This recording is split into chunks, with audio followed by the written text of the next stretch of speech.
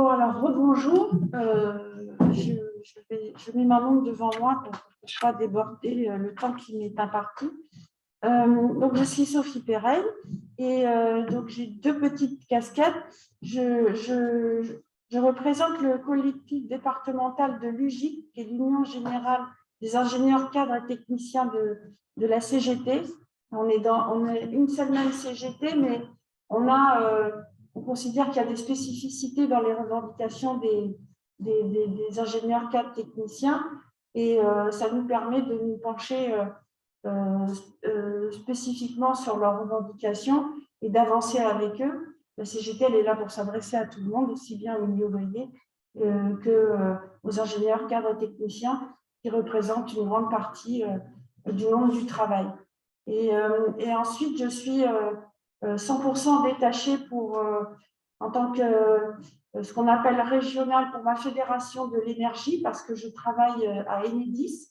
Je fais partie pour la CGT de la Fédération nationale de mines énergie CGT et je représente alors ce qu'on appelle l'UFICT, c'est la déclinaison de l'UGICT au sein de ma fédération, où pareil, même principe, c'est l'Union fédérale des ingénieurs cadres et techniciens de ma fédération, intégrée dedans pour travailler, développer et être plus efficace auprès de ces populations qui sont aussi très importantes dans les industries électriques et gazières.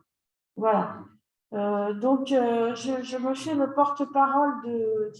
alors, je n'ai pas vraiment de support, j'ai simplement lancé le lien du site de l'UGIC pour que vous voyez déjà que ça existe et que dedans, eh bien, vous trouverez tout ce que réalise l'UGIC. Donc, en ce moment, il y a les lanceurs d'alerte dont on parle beaucoup. Et dedans, vous y trouverez évidemment toute la présentation de cette enquête qui s'est réalisée en 2 fois au début du confinement et une deuxième fois 1 an après, qui a été largement relayée dans la presse parce que nous avons eu un large panel de réponses. Enfin, on s'est adressé à beaucoup de monde. Le rapport, il fait 100 pages. Je ne vais pas vous présenter les 100 pages, mais plutôt les grandes tendances. Vous pouvez consulter le dossier complet sur le site et puis voir l'infographie, en gros les diapos, etc. Et tout ce que la presse a pu relayer sur cette enquête auprès du public. Et ça, à Logique, on est assez contente quand même. Donc, voilà. Donc, j'essaie de remettre en ordre mes notes. Excusez-moi, parce que ça a été un petit peu... J'ai essayé d'imprimer les grosses tendances pour pas vous surcharger en chiffres, etc. et ce que ça dégage. Donc, je reprends, hein, je vous lis les grandes lignes et j'étoffe avec des tendances un peu plus syndicalistes, on va dire, un peu plus syndicales de ce que cette enquête a révélé. Notamment pour les étudiants, je pense aux impacts sur la santé qu'a généré le télétravail et il y aura beaucoup à faire dans ce domaine. Donc, après sa grande enquête sur le travail confiné donc, en avril 2020, donc l'UGIC a republié 1 an après, a refait cette enquête, toujours auprès du même nombre de personnes, qui correspond quand même à 15 000, donc c'est assez révélateur, et avec quand même une centaine de questions. Hein. Donc, c'était assez complet. Donc, elle a été, comme le disait Jean-Pierre, construite et traitée avec les statisticiens de la CGT, de la DARES et de la DRES notamment, et offre ainsi de nouvelles données de référence sur le télétravail. Voilà. Donc, hormis que tout ceci a été mis à disposition des journalistes, la comparaison entre les résultats 2020 et 2021 démontre, première chose, que le télétravail en mode dégradé du premier confinement reste malheureusement la norme. Et contrairement au discours du gouvernement et du patronat, ceci confirme qu'il est illusoire de se reposer sur la bonne volonté des employeurs pour encadrer le télétravail. Et pourtant, c'est devenu une question structurante. Hein. Nous, on considère que c'est une question structurante maintenant, le télétravail, pour l'avenir du travail des cadres des professions intermédiaires, surtout à la suite de l'accord obtenu dans la fonction publique. Donc, l'UGIC-CGT, elle appelle particulièrement l'encadrement, le gouvernement et le patronat à encadrer le télétravail pour en faire un progrès pour les salariés et non pas une récession dans les droits, ce que l'on constate malheureusement. Donc, on va, voilà, la première partie, en gros, après je vais être assez direct. On va dire télétravail, je t'aime, moi non plus. Il y a quand même eu 10 000 verbatim, vous savez ce que c'est les réponses libres, qui attestent d'un vécu hétérogène et d'aspirations très nuancées et variées sur le télétravail, parce que oui, il y en a qui le réclament, on va pas le nier, il y en a qui veulent faire du télétravail. Et malgré les conditions dégradées, le télétravail est plébiscité comme vecteur de temps libéré et d'autonomie au travail, ce qui était cité avant. Mais il s'accompagne d'une redéfinition des priorités et d'une quête de sens, ça on l'a vu avant, sur le contenu et la finalité du travail. Donc, la quasi-totalité des répondants à cette enquête souhaitent ainsi continuer à télétravailler, mais pas à temps plein. Vous voyez, déjà, ce qui commence à se profiler dans les demandes. Donc, pour plus de la moitié des répondants, et notamment pour les managers, l'esprit d'équipe s'est dégradé. 2/3 des répondants disent avoir déjà senti de l'isolement. Donc, les managers sont les plus critiques hein, sur ce télétravail parce que 8% d'entre eux s'estiment tout à fait sûrs de pouvoir détecter une situation de mal-être ou de difficulté de leur équipe. Parce que oui, c'est ça. Ce n'est pas le tout de surveiller les équipes ou d'être là, savoir s'ils sont bien logués ou s'ils font leur travail. C'est aussi détecter le mal-être de son équipe. Il y a des personnes pendant ces périodes qui se sont retrouvés isolés ou travailler dans des conditions vraiment très restreintes parce que tout le monde n'est pas équipé de la même façon. Des jeunes qui se sont retrouvés enfermés dans des petits studios à qui les voisins leur reprochaient de faire du bruit parce qu'ils étaient au téléphone assez souvent. Il faut y penser à tout ça. Hein. Il y a eu de la souffrance aussi. Et donc le manager, souvent, il s'est retrouvé sur le fait accompli. Il s'est retrouvé au bureau une fois avec des gens en pleurs. Il disait, mais moi, je ne peux pas rester seul chez moi. J'en peux plus. Je n'ai pas les conditions idéales. Je me fais disputer par le voisinage parce que mes cloisons sont fines. Ou d'autres qui sont déjà des personnes seules, qui se retrouvent encore plus isolées chez elles et qui le vivent très mal. Donc, ça a commencé aussi comme ça. C'est là que moi, personnellement, à mon travail, j'ai vu un malaise vis-à-vis de ça. Il y a des personnes comme ça, il ne faut pas croire qu'elles le vivent de façon idyllique. Donc, c'est toujours le sens du travail qui est fondé sur le relationnel qui est directement impacté. Et malgré cela, moins de 2 managers sur 10 ont eu accès à une formation au management à distance. Parce que oui, ça ne s'improvise pas, le management à distance. Hein. Donc, ces personnes, elles aussi, bon, ben, on n'aime pas souvent voilà, les managers, les chefs, ou les bullshit, dont le rôle a été renforcé, mais qui se sentent quand même un peu mal à l'aise parce que ça ne s'improvise pas du jour au lendemain et qu'en plus, on leur a dit, ben voilà, hein, vous faites ça, vous vous débrouillez. Et il semble qu'ils ont des lacunes dans ce domaine. Ce n'est pas pareil que d'être à un bureau là et de surveiller tout le personnel avec un ordinateur où ils voient les temps pour aller faire une pause cigarette, aller aux toilettes ou se déloguer un quart d'heure pour… voilà, c'est ça, ce n'est pas du tout pareil avec la distance. Alors, très intéressant. Malheureusement, le cumul du télétravail et de garde d'enfants a montré une exacerbation des inégalités femmes-hommes. Donc là, je tiens à le souligner. Hein. 8 parents sur 10 disent avoir déjà fait l'expérience de télétravailler tout en s'occupant de ses enfants, parce qu'on a connu cette période-là. Ceci pénalise spécifiquement les femmes, qui sont un quart à signaler que le cumul télétravail et garde d'enfants était fréquent, contre 20% des hommes, et 61% à dire avoir dû assumer cette charge seule contre 31% des hommes. Donc, double peine, les femmes font face à de plus grandes contraintes en télétravaillant. Un tiers d'entre elles n'ont pas la possibilité d'adapter leurs horaires lorsqu'elles télétravaillent, alors que cela ne concerne que 21% des hommes. Donc, moi, j'ai vu des articles, peut-être vous aussi, où des femmes avec des responsabilités travaillaient la nuit pour pouvoir y arriver à une certaine période, parce qu'elles savaient que dans la journée, c'était très difficile et qu'elles avaient quand même plus souvent la charge des enfants, etc. Délit démocratique, pourquoi? Alors que c'est sur la négociation avec les syndicats que repose la régulation du télétravail, vous vous en doutez, les représentants du personnel, eux, s'estiment fragilisés et marginalisés. Et dans le privé, la moitié des représentants du personnel déclarent que leur employeur leur interdit d'adresser des informations par mail aux salariés.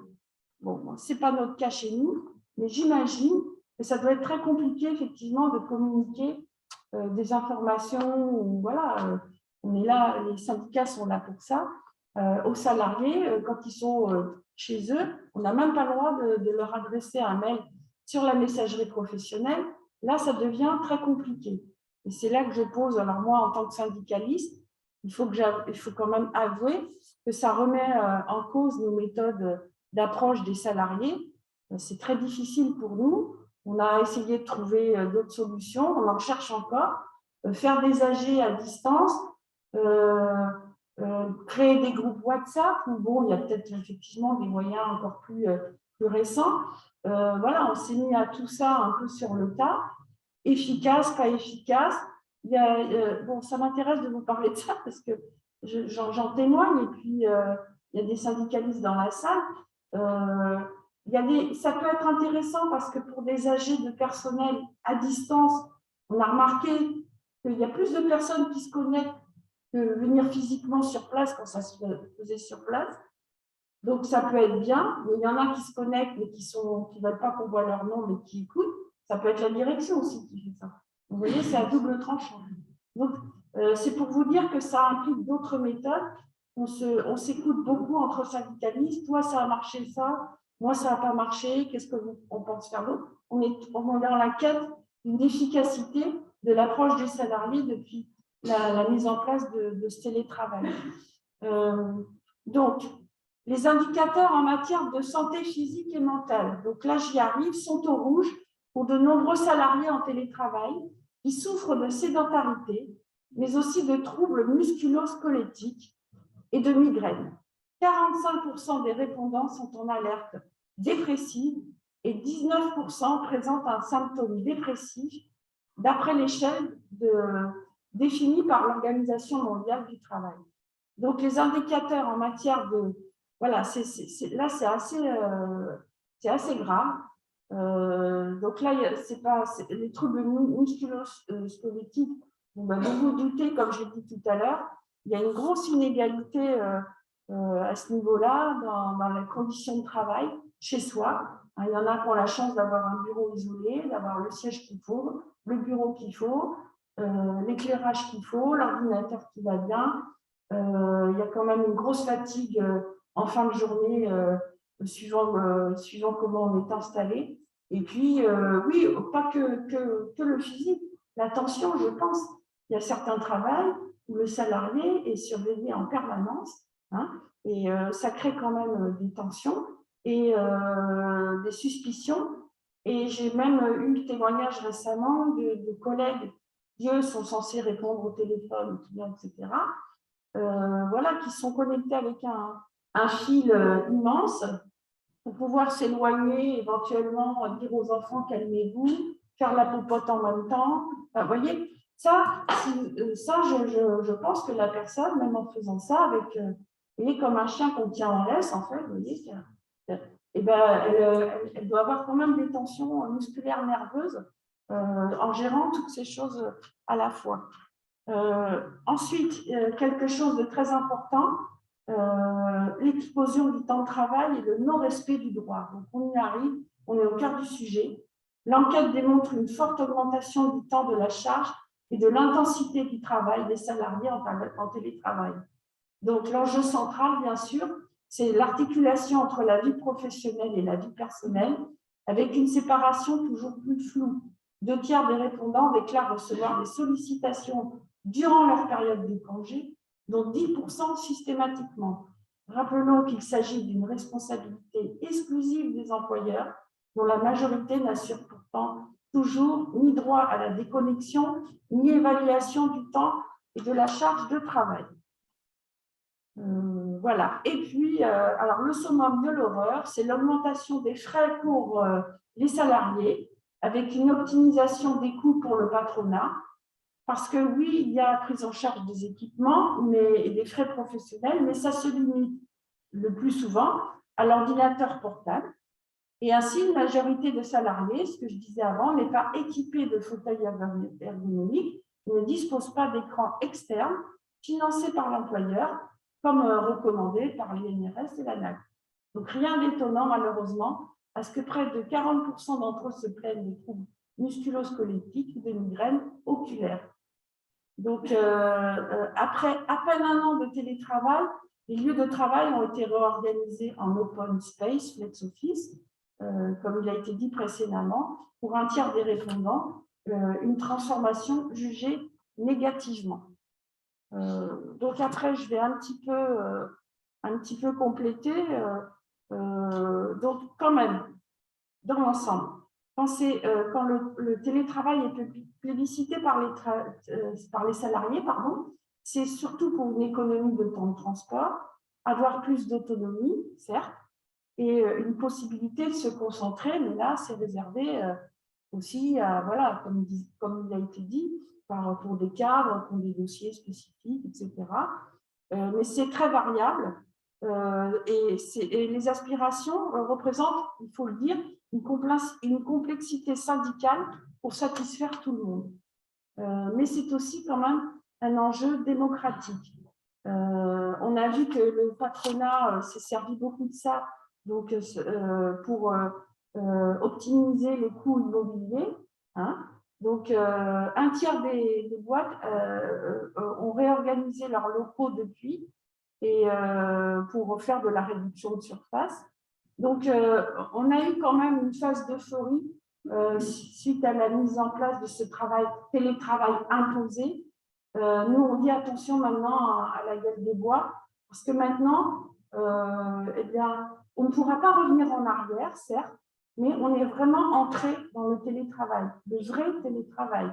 Les accords commencent à se négocier partout. Il y en a qui sont très régressifs.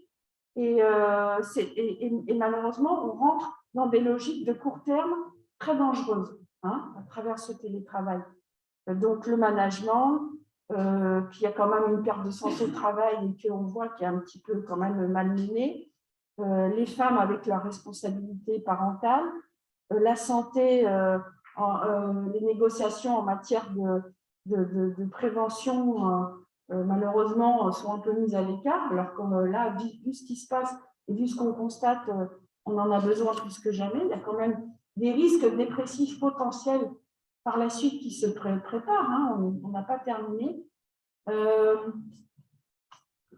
Bon, l'avantage, alors, pour vous dire que quand même, que l'on soit clair, la CGT, elle n'a pas signé le dernier accord national ANI sur le télétravail, pas parce qu'elle est contre le télétravail. Elle dit le télétravail, oui, mais pas dans n'importe quelle condition. Mais il y a des choses qui ont été régressives, c'est-à-dire que il y a des choses où le patronat a dit nous, on met un minimum dans cet accord, et après, c'est chaque entreprise qui prend la responsabilité de négocier et d'ajouter des choses.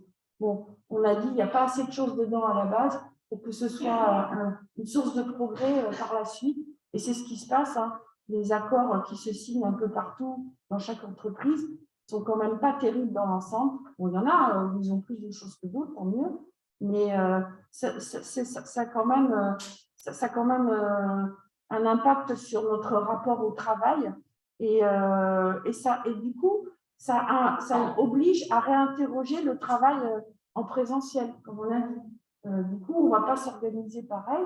Et ça a un impact aussi sur le temps de travail. Hein, on a dit, bon là je me répète un petit peu, mais le passer du temps plein à un mi-temps n'est pas forcément idéal, il peut être même,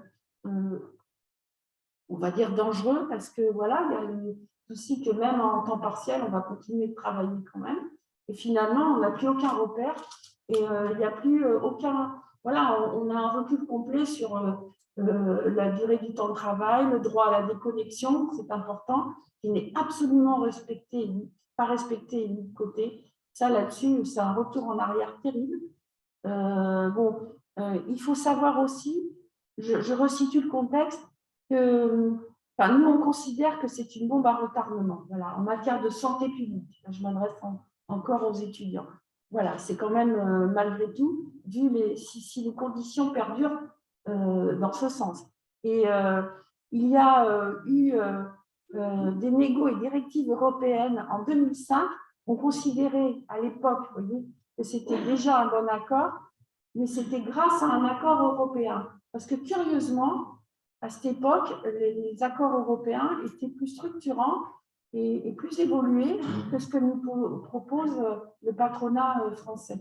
Voyez, donc c'est pour ça que l'UGICT va profiter que cette année, la présidente, la présidence du syndicat européen des cadres a été donnée à Léla Glaise, qui fait partie de l'UGICT CGT, et on espère, grâce à elle, on va pouvoir réimpulser tout ça et au niveau européen, et en échangeant avec les cadres pour repartir sur des accords européens source de progrès et qu'en France, on pourra faire évoluer les choses. Voilà, c'est là-dessus qu'on s'accroche pour pouvoir évoluer les conditions de travail dans le télétravail.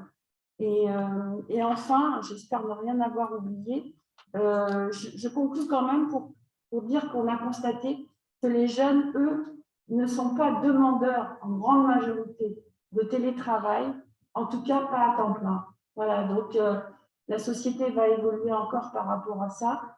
Pour nous, syndicalistes, c'est intéressant dans le sens où ça nous oblige à repenser les choses différemment, à s'adapter, mais ça va être encore source pas de conflit, mais voyez, ça va être, pour nous, ça va être des questions qu'on va traiter beaucoup plus couramment qu'avant, quand il était voilà, moins développé.